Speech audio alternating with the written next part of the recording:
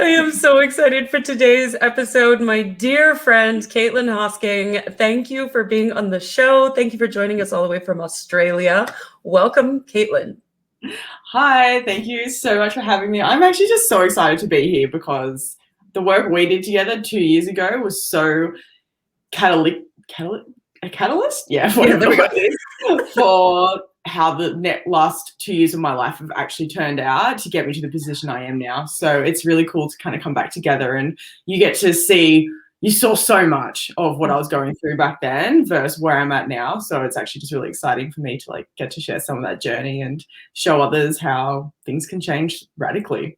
Yeah, I love it so much. And I remember working with you and, and to be able to see your growth and expansion from that has been really inspiring. So I'm so glad you're here. It's like a reunion. There we go.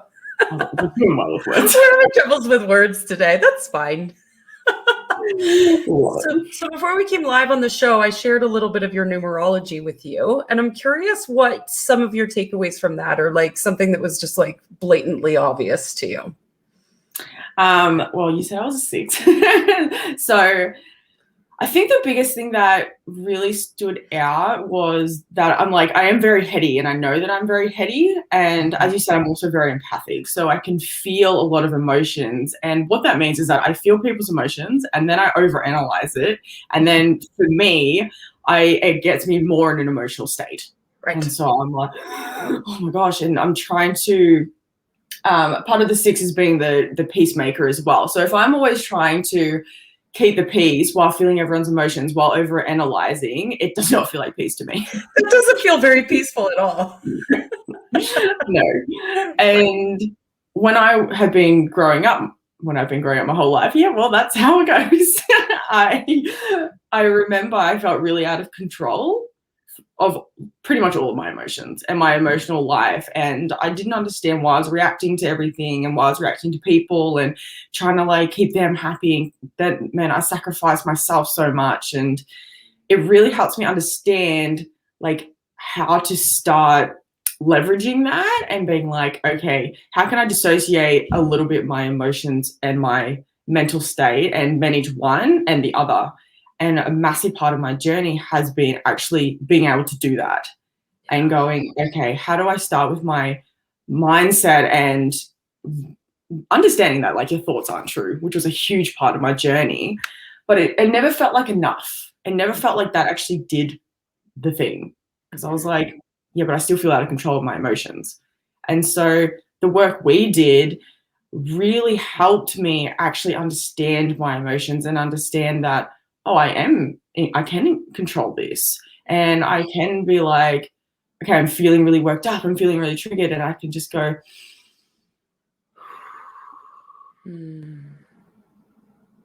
okay. And just like start to slow the mind down, start to slow the body down. Okay, what do I really need? And sometimes it's like I need to rage out and like go punch a pillow and just like scream and get it all out. Okay, like 90% of the time that's what needs to happen. Miss, I don't have anger problems. That's what I said for like 20-something years. Turns out I do. I just suppress them. But after I've like actually moved through that emotion, it allows me to then come back and go, okay, what's the thoughts going on? How do I manage these? And how do I manage the circumstance that I've found myself in that's actually triggering all of this? Yeah, I love that. I love that. And it's always like, we experience all these emotions and we're meant to experience the full spectrum of them. But I mean, you and I both have had those anger issues our whole life. And when we feel that level of anger, we judge it because we're not supposed to feel that way according to society. And so we shove it under the carpet because it's bad to feel that way. And then it rears its ugly head later on. And that never works out well. So I think it's really important for us to learn to sit with that emotion without judgment. And yes, punch a pillow, scream into the pillow, do what you got to do, but no need to shove it under the carpet. And I think that was part of the work that you did with me that really helped catapult you. Yeah, because before that I was taking on my emotions, taking on other people's emotions, and I had no emotional boundaries. I remember when you were like, how would it feel if you didn't take on everyone else's emotions and had some emotional boundaries? I was like, that's possible. Like, it was just like my brain was just like, what? You can do that? and it was just such a thing because I was going through essentially a breakup at that stage, because I was like, I wanted to leave and I didn't know how to leave, and all the things and all the emotions were so overwhelming because I was in such a toxic relationship pattern. And after I eventually broke up with him, which was still during our sessions, it was like 1 week I was there, I was like, I'm not going to leave. And the next week I was like, I've moved out. And you're like, what? It was crazy. Like, learning to sit in that emotion rather than trying to drink it away or do the drugs, or, I mean, look, those things still came up, but each time it was a matter of like, how much longer can I wait till I do those things? Yeah. And just like pushing it back a little bit more every single time. And then eventually it meant that I didn't have to do it at all in my brain. Because I was like, I got so used to sitting in that discomfort. And I was like, I started a mantra during that time, which is just breathe, accept, surrender. And so every time I had the like, and my like codependency and anxiety was coming up, I'm like, it's okay. It's okay to feel this. And I'll just surrender to the feeling and just put off the behavior I wanted to jump straight into. Oh, breathe, accept, surrender. I love that. Such a good mantra. So obviously in the last 2 years, you have had some massive expansion, which I'm so excited about and so inspired by. So tell us a little bit about the journey of self-mastery once you learned that you could take over your emotions and you weren't at the whim of them. Tell us a little bit about your journey. I was like, so much has happened in 2 years. I know. That's why I don't understand how people still have the same problem from 2 years ago. I'm like, guys, you can move through things so much faster. Anyway, so after the breakup, and when we kind of stopped working together, I just went through I did have a huge mental breakdown, and I was trying to manage my business, and I didn't have like a job at all this stage. It was just my business. And so I was like trying to put all of that together, and I was trying to show up for my clients and put myself together. And I couldn't understand like why I couldn't make momentum in my business. Like, it didn't matter what I do. I couldn't seem to sit down. I couldn't make sales. I couldn't like do all those things. And I was like, it bugged me to like the nth degree. And the biggest lesson that I learned during that time was I had to go through everything I was going through. And I had to realize how much of your personal issues will come out in your business, especially if it's like just you. Yep. And it also taught me how much of mindset needs to be addressed to run a successful business. And so I went through this journey of increasing my own imposter syndrome, because I was doing drugs on the weekends and I was drinking a lot, but I was still trying to run a business. I was still trying to coach people. And it was just like, my brain was like, what are you doing? You can't do this. And over time, like, I felt like I was breaking down, the business was breaking down, and eventually I just needed safety. And that's something like I was trying to find it in my body and my behavior, and I was like, I can't find it right now. So I need to, and I went and got a full-time job, because that was the only thing I could think of to do. And I needed to rebuild my confidence. And because that breakup felt like my soul had been sucked out, and I was just like a carcass walking around. That was all I kind of felt like I had. And so while I was kind of like going through all of these things and this massive life transformation and situation, and I felt like I was in the cocoon. And you got to like struggle in the cocoon. So that was me. And at the same time, like, I was rebuilding, and I was starting to use these tools properly. As I said, like, it was like, okay, if I'm going to do the drugs and alcohol, how can I just push it back a little bit more? How can I just accept a little bit more? And it got to the point where I actually never did it when I was sad. I sabotaged my own happiness, because I'd be like, I'm feeling so good, let's party. Right. And I'd wake up next morning and go, what's wrong with you? I don't feel so good anymore. Yeah, exactly. And so I was like, well, I'm really proud of myself for not doing when I'm sad, and I'm doing when I'm happy. So we're making some sort of progress. And so I went and got my job. I started to rebuild my confidence. I started running workshops. I was like managing a fitness studio at the time. But something still felt off. And the thing about mastering your emotions and starting to get in touch with your emotional body, you can't ignore it. Once it's there, once you're aware of it, you're like, I don't really have a choice. And you can't unknow it, right? You can't unknow it. You can't. It's like, this is why I'm like, guys, it's not like dieting. You can't undo this. Like, once you're there, you're there. And so I started to like, I could just feel and I felt the emotions going, and I felt this numbness starting to take over.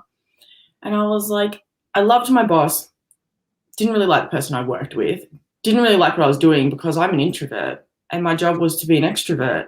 And so I was exhausted, drained, I was people pleasing, I was overachieving, I was doing all the things.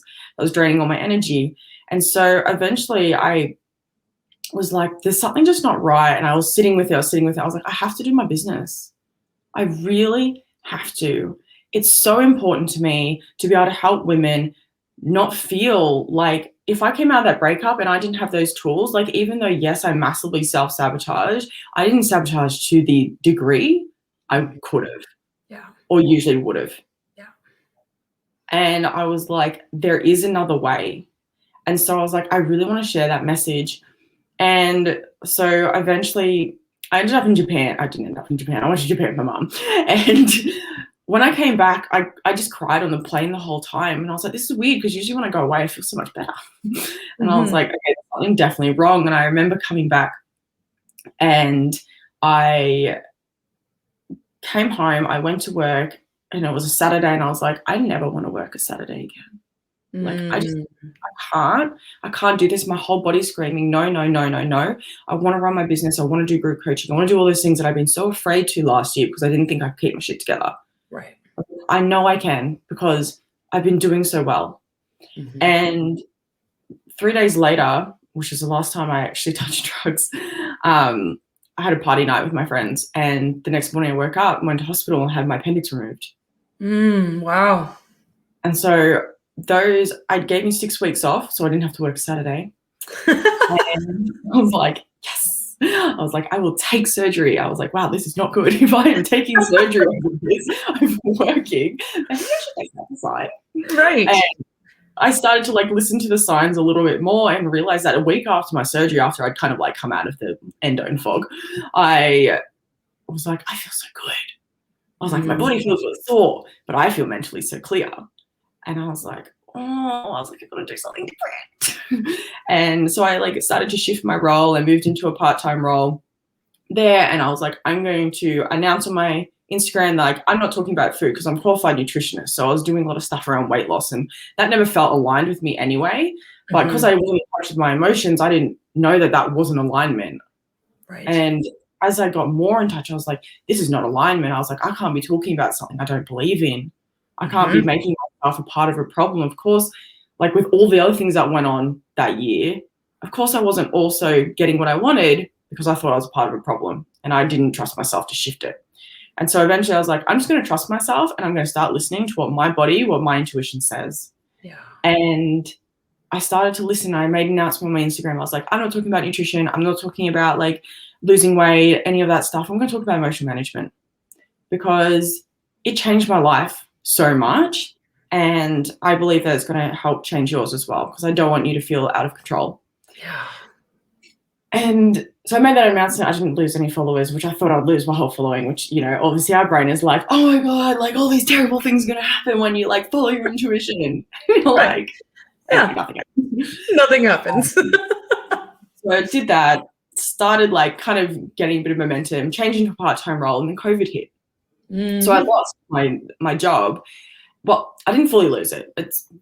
What happened was like, we can't pay you anymore because I work at a gym and naturally gyms closed. And they're like, because you're now a part-time worker, then you don't get paid. I was like, okay, cool. They're like, you can go. And so in Australia, we have Centrelink benefits, and essentially Centrelink just pay you. And they're like, you can go on Centrelink and then you can keep doing the work. And when gyms come back, you can have your job. And I was like, no. Bye. If I'm going to get paid from the government, I'm going to do what I want to do. Yeah. And it was just like the universe was just like push, push, push, push, push. But by the time COVID hit, everyone's having a meltdown, right? Everyone's freaking out. They're like, oh my God, we're not at work. We're not, we're losing our jobs. And I'm like, feel like Zen master at this point because I'm like, this is nothing. I was like, last year, I went through hell. Right. And so 2019 felt far worse to me than COVID ever did. Because I had managed so much around that breakup and around even, you know, coming into a new relationship, I started listening and setting boundaries. I was like, boundaries crazy. And so I Right. set new standards for my relationship. And so Mhm. that like started to flourish more. And then I had to deal with someone loving me that much. And I was like, so that was fun. And being triggered. And so I like learned to like step back from my relationship and be like, oh, what's really happening? What do I need to say? How can I communicate? So that started to go, and I started to learn to deal with that and deal with myself. And so all of this happens, and then COVID hits, and I'm like, it's my time. I Mhm. was like, this is it. This is why everything happened. You've been preparing. I've been preparing. And so I was like, it's time to launch everything. So I started doing what I really wanted to do, which was group coaching. And I was helping people with emotional eating, around emotional management, around thought management, and like all of these tools. And I was like, I understand your experiences so much better now, because I felt like I went to hell, I got burned down, and then I had just like, you know, went to the cocoon and I just come out. I was like, no, I'm butterfly. Right.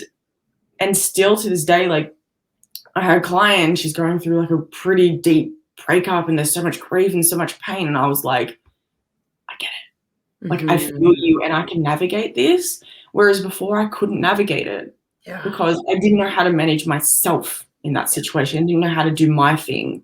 Mhm. And it just gave me so much tools, and that built my business Yeah. so quickly because I was now relatable and I Mm. could now coach 10 times better than ever before. Right, because you knew how to go through it yourself. Yeah. And so it's like, Experience is everything. I love that so much. Oh, I'm so proud of you. Such a good story. So, in all of that, I mean, obviously the key theme is self-mastery. of course. What does self-mastery mean to you? What does it mean? To me, if I like, I'm pretty visual. So if I picture self mastery, I am a palm tree Mhm. and I am on an island out in the Pacific, and there is like a hurricane coming through. And Mhm. so as that palm tree, you're stable, but you're flexible. So when the hurricane or the wind comes, it bends the palm tree over, and Mhm. then the palm tree comes back.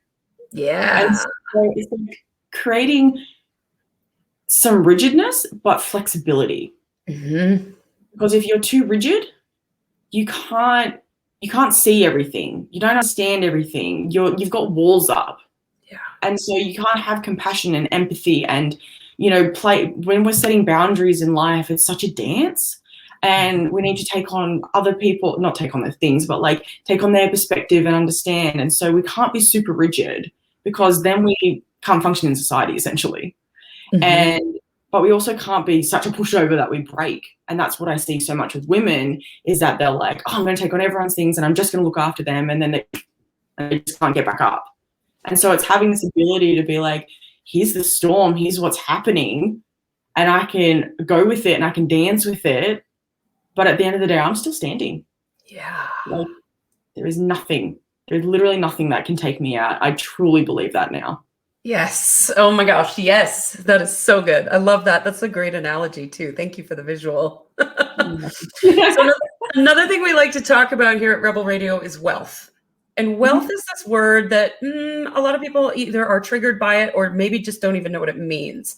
And it's kind of like the definition of success, right? How do you define it? So I'm curious what wealth means to you. I mean, obviously the first thing that comes is money, but for me, it's more than that. But money Yeah. is definitely a part of it.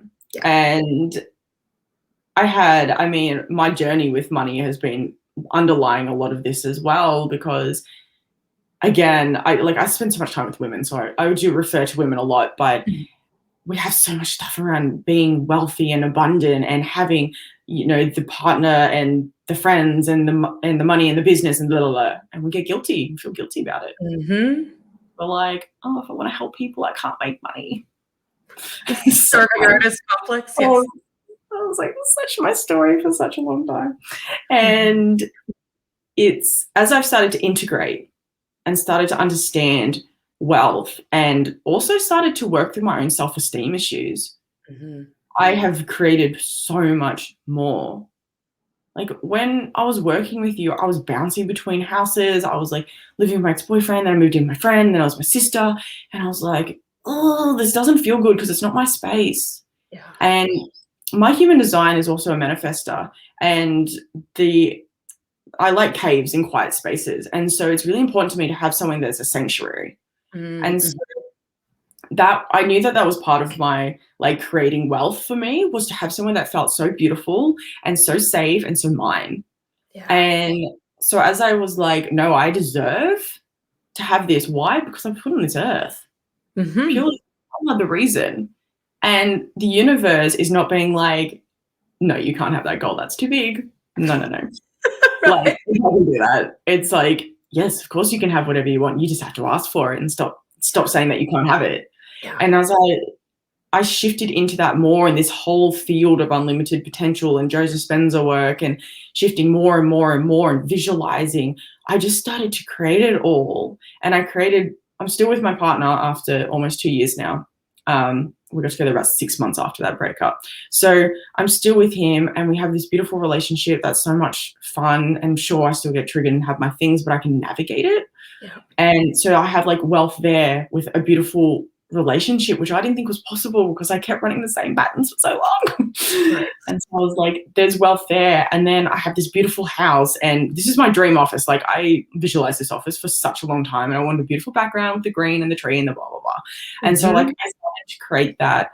And with my business, like having consistent income and not have to worry about money at all, and having money, something that's really important to me in my business, buying client gifts. So when they come on board, I can give them a token of appreciation. Mm. And now that I have enough money coming in because I have enough clients and they're paying me not what I'm worth, because I don't like that, but what value I'm giving, then I can like do that and do special things while looking after myself and my partner and having the house and working on the car and like all of these things. And so I really believe that wealth is not just looking at money, but one, what's the impact that money can have on you and others and getting your message out? And then what can it have with the rest of your life and creating more wealth and happiness there? Because money kind of, I mean, obviously money's not happiness, but up to about $90,000, once you kind of have that good baseline, it's like, okay, how can I leverage this to create more freedom? And freedom was such a big part of my life. Actually, I just want to touch on this because this is really important to me. So when I was in this hustler, like I have to make money, I have to make money, I have to make it work, I had no freedom. Mm-hmm. And I got to the point where I was like, why am I making all this money? I wanted freedom. And now I'm a slave to my own business. Right. And so I realized the underlying belief system is you have to work hard for money. Mm-hmm. That's bullshit.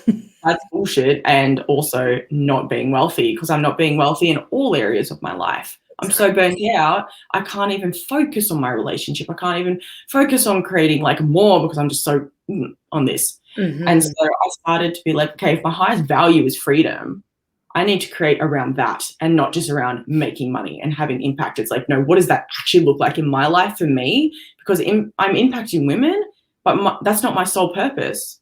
My sole purpose is to live a life of freedom and joy for me and have the flow on effect of that. Yes.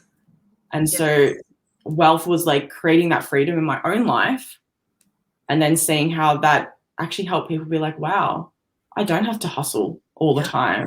I don't have to do these things. I was like, no, if you want to work 3 days a week, you can work 3 days a week. If you want to work 1 day a week, you can work 1 day a week. Like, it doesn't matter. It's your life and you can create that. And that's wealth to me. Yes. Oh, I love that so much. Is that we always think we're at the whim of, external circumstances and the money and the clients, and we got to be on social media 50 times a day and we have to do all these things in our business. And that was my MO for a long time. And I had that same belief. If you work harder, you make more money. Fuck that. We know that's not true. And the more we sit and think about what we want and we feel what that could feel like, then we just create it. Just like your dream office, like my dream apartment. We've both created our own sanctuaries. I love that. So good. So good. Mhm. So, Caitlin, I want to thank you for being on the show. I'm so honored that you've come so far in the last 2 years, and it's so amazing to bring you on the show and to share your story. And as always, we end Rebel Radio with one last question. What do you dream of for the world? Whew, I was like, that's a big question. Jeez, I wasn't prepared for that. My mental game's like, okay, what's the right answer? No, there's no right answer. Yeah, there's no right or wrong. What is my dream for the world? I think it's just, I want everyone to know like how powerful they are. Yeah. And one thing that always really stood out for me was that I didn't have a bad childhood. I had a very loving family. I had all of these things, but I still felt fucked. Like Mhm. my brain still felt fucked and I still felt out of control. And I looked to all of the people doing all the things and I was like, well, I can't have that because I just feel so out of control. And when I started this work, so I guess actually this would be my vision, is everyone has access to this work. And there's so Mm. many free resources out there and there's so much good stuff and people to actually implement it. Yeah. And because it just changed my life so much. And I truly didn't believe that I could do this. I really didn't. And I want people to have that feeling of like, I remember when I first moved into this house, because it's quite a big house and it's just me and my partner here. So it's like a 4-bedroom townhouse. There's lots of space, there's lots of light. And I remember just walking downstairs every morning being like, like I can't. Right. And looking at my business and looking at the things I had done and created and the relationships and all of the freedom. And I was like, oh my God, like no one gave this to me. Yeah. Like I did this. Mhm. And everyone says they want it. I'm like, part of getting it is that struggle, is going through it and doing all the work to create it for yourself rather than someone handing it to you. Because we know we don't care about things that people hand to us. I mean, we say we do. It's not the same. You care about it when you walk through the fire to get it. Yeah, exactly. And so like I want everyone to have access to that feeling in their life of look what I did. Look what I created. And whatever that looks like, it doesn't have to be a business. It doesn't have to be impacting and like, you know, I want to talk and reach as many people as possible. But for some people, it's like just creating a beautiful home and having like passing on, you know, breaking intergenerational trauma and raising beautiful children that can like do this from essentially birth and like, you know, all of those things. And it doesn't matter what it looks like. I just want everyone to know that they have access to create whatever feels good to them and their body and that they don't have to feel so out of control all the time. Yes. Yes. Oh my gosh. Thank you so much, Caitlin, for being on the show. Thank you so much for having me.